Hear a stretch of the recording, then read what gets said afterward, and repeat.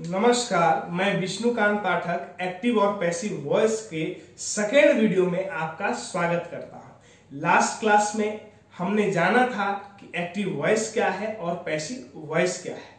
आज हम जानेंगे कि एक्टिव वॉइस को पैसिव वॉइस में हम कैसे कन्वर्ट कर सकते हैं।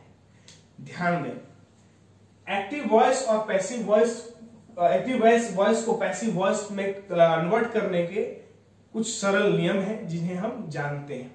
तो मैं अभी क्या करूंगा, मैं आपको प्रत्येक टेंस को कन्वर्ट करने सिखाऊंगा एक्टिव से पैसिव वॉइस में, जो ठीक है। तो चलिए शुरू करते हैं हम लोग सिंपल प्रेजेंट टेंस से। सबसे पहले हम लोग क्या करते हैं, यहां हम टेंस लिख लेते हैं और यहां हम एक्टिव वॉइस लिख लेते हैं और यहां पैसिव वॉइस।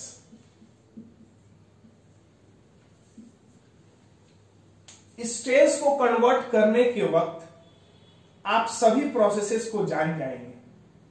अलग से मैं प्रोसेस नहीं बता रहा हूं, जब कन्वर्ट करूंगा उसी समय सभी प्रोसेस को, सभी जो है नियम को, सभी रूल्स एंड रेगुलेशंस को बताते जाऊंगा। आप ध्यान दें। जैसे कि सिंपल प्रेजेंट टेंस है,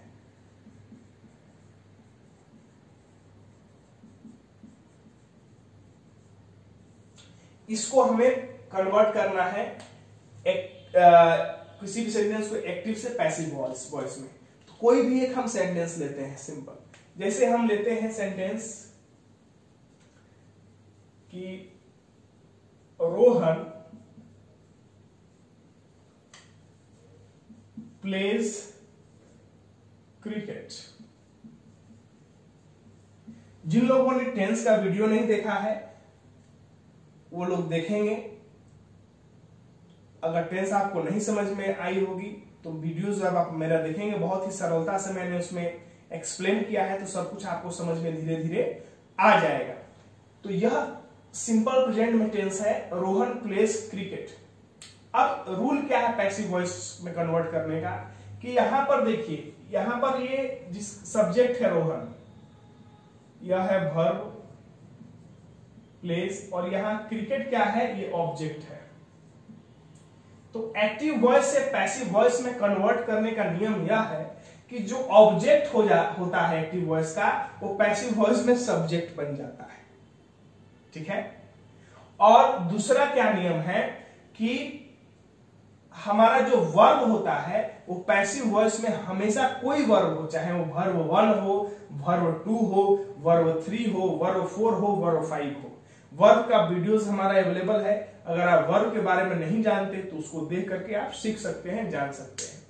तो जो वर्ब है, चाहे वो वर्ब 1 हो, वर्ब 2 हो, वर्ब 3 हो, वर्ब 4 हो, वर्ब 5 हो, उन सभी को आपको क्या करना है, पैसिव वॉइस में वर्ब 3 में कन्वर्ट करना है। मतलब यहां पर जो वर्ब 3 ही यूज होगा, यानी कि पास्ट पार्टिसिपल ही यूज होगा हमेशा पैसिव वॉइस का निर्माण करने में। पहला चीज ध्यान देंगे आप। तो यहां पर सिंपल प्रेजेंट टेंस के लिए रोहन प्लेज क्रिकेट, यहां ऑब्जेक्ट को पहले हम सब्जेक्ट बनाएंगे, तो क्या हो जाएगा, यहां cricket is played by, cricket is played by Rohan.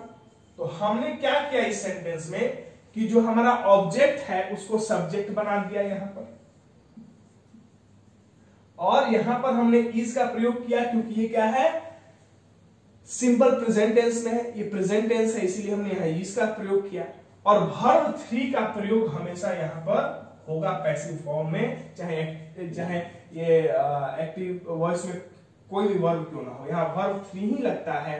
क्यों? क्योंकि यह रूल है, वर्ब 3 ही हमेशा हम लोग उसके साथ यूज करते हैं।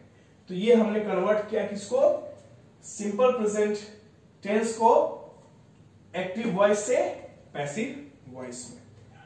चलिए अब जो है एक और उदाहरण हम लेते हैं, एग्जांपल लेते हैं। देखिए इसका जो स्ट्रक्चर है, इसकी स्ट्रक्चर क्या बनेगी तो मैं वो भी बता देता हूं। Is MR plus V3 plus object plus remaining word. इसका अर्थ क्या है कि अगर जो है सिंगुलर है, सिंगुलर का अर्थ ही, शी, इट और कोई नेम है, तो इसके साथ जो है हम क्या लगाते हैं, या फिर कोई भी सिंगुलर है तो उसके साथ हम इज का प्रयोग करेंगे। अगर आई है तो आई के साथ हम क्या प्रयोग करेंगे, एम का प्रयोग करेंगे, ठीक है। और अगर यू, वी, दे या भी कुछ प्लूरल है तो उसके साथ हम लोग किस चीज का प्रयोग करेंगे, तो उसके साथ हम लोग आर का प्रयोग करेंगे, ठीक है। सिंगुलर के साथ इज का प्रयोग होगा, आई के साथ एम होगा, और जो प्लूरल होगा उसके साथ आर का प्रयोग होगा। जैसे कि यहां पर क्या था, Rohan place cricket, cricket is played by Rohan, क्योंकि यहां जो सब्जेक्ट है वो सिंगुलर है इसलिए हमने इज यूज किया, ठीक है। तो इस तरीके से चेंजेस होती हैं। तो ये स्ट्रक्चर मैंने आपको दिया है। कुछ और एग्जांपल लेते हैं।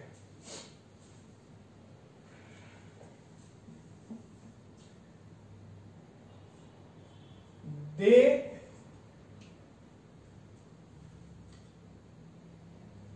गो to library,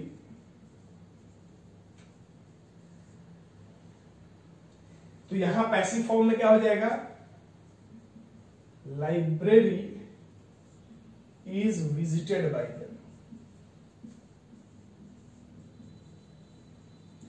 library is visited by them. They go to library, they go to library का अर्थ क्या है कि दे यहां पर सब्जेक्ट है कि लाइब्रेरी जाते हैं तो ये डूअर है एक्शन के, और लाइब्रेरी क्या है, यहां पर ऑब्जेक्ट का काम कर रहा है, क्योंकि यहां पर वर्ब का इसका प्रभाव पड़ रहा है लाइब्रेरी पर, ठीक है। तो यहां पर क्या हो गया, लाइब्रेरी विजिटेड बाय देम, यहां पर हमने क्या किया, ऑब्जेक्ट को सब्जेक्ट बना दिया है। अब ये क्या है, रिसीवर ऑफ एक्शन है यहां पर, और उसी प्रकार यहां पर हमने वर्ब 3 का यूज किया है, ठीक है। अब देखिए हम लोग कुछ और एग्जांपल्स के माध्यम से समझने का प्रयास करते हैं, कुछ और टेंसेस के माध्यम से। दूसरा है present continuous tense.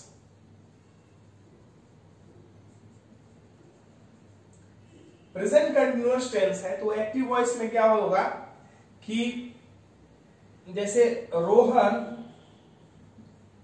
Is playing cricket, इसी एग्जाम्पल को हम लोग लेते हैं, वही नाम लेते हैं, वही वर्ब लेते हैं, वही ऑब्जेक्ट लेते हैं, ठीक है ना, वही सब्जेक्ट, वही वर्ब, वही ऑब्जेक्ट, बस हम लोग टेंस चेंज कर देंगे।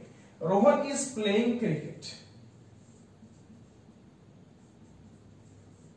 तो याद रहे जब कंटिन्यूअस टेंसेस का यूज होगा तो वहां क्या लगता है, पैसिव वॉइस में जब कन्वर्ट करते हैं तो V3 तो लगता ही है, प्लस बीइंग का यूज होता है, BEING, बीइंग का हम यूज करते हैं। जैसे रोहन इज प्लेइंग क्रिकेट, तो यहां क्या हो जाएगा, cricket is being played by Rohan, cricket is being played by Rohan, ये हुआ। अब देखिए प्रेजेंट परफेक्ट का एक एग्जांपल हम लोग लेते हैं। जब आप एक्टिव पैसिव वॉइस का क्लास करें तो आपको टेंस की नॉलेज होनी चाहिए। टेंस की अगर नॉलेज नहीं होगी तो कहीं समझने में हो सकता है आपको दिक्कत हो, प्रॉब्लम। यहां पर मैं सिर्फ एक्टिव वॉइस और पैसिव वॉइस के बारे में बता रहा हूं, डिटेल में वर्ब के बारे में, टेंसेस के बारे में नहीं समझा रहा हूं। उसके लिए आप मेरा टेंस का वीडियोस देखें, हर एक चीज आपको क्लियर होगी।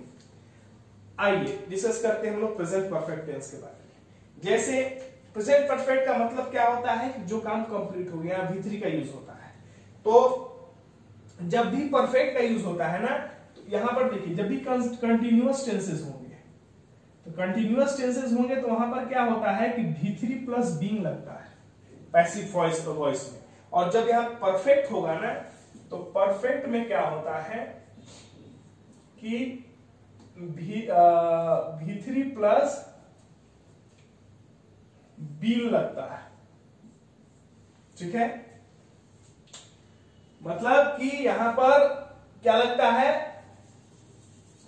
बीन प्लस V3 लगता है, बीन प्लस V3, और यहां पर बीन प्लस V3, यहां पर मैंने थोड़ा एक्सचेंज कर दिया, इसको बीन प्लस V3 लगता है, बीन प्लस V3। जैसे यहां आप देख सकते हैं cricket is being played by Rohan, मैंने यूज किया है। अब देखिए प्रेजेंट परफेक्ट टेंस का एग्जांपल है, यही सब्जेक्ट लेंगे, यही वर्ब लेंगे, यही ऑब्जेक्ट लेंगे, और इसी को यूज करके हम लोग प्रेजेंट परफेक्ट का एक सेंटेंस बनाएंगे ताकि आपको समझने में सुविधा। जैसे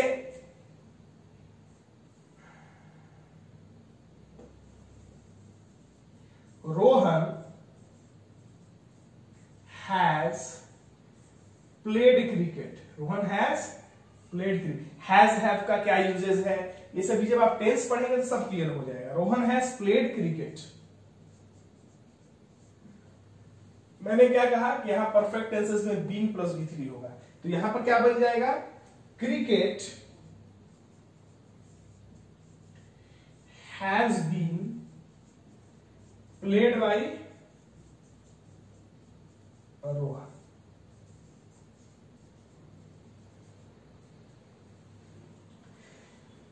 अब आती है चौथी टेंस की बारी, और जो चौथा टेंस है वो है प्रेजेंट परफेक्ट कंटिन्यूअस।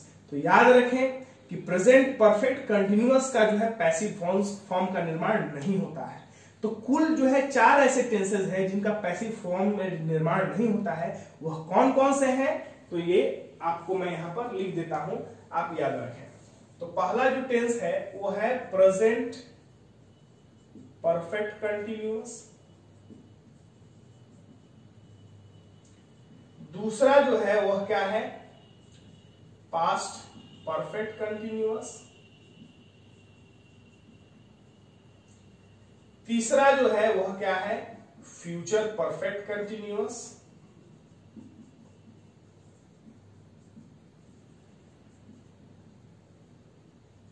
और चौथा जो है वह क्या है, देखिए तो हो गया present perfect continuous, past perfect continuous, future, ये सब तो हो ही गया, ये एक ही जैसा है, present past future, perfect continuous, perfect continuous, perfect continuous. चौथा जो है वो है फ्यूचर कंटिन्यूअस, भी जो है पैसिव फॉर्म में कन्वर्ट नहीं होता है, फ्यूचर कंटिन्यूअस।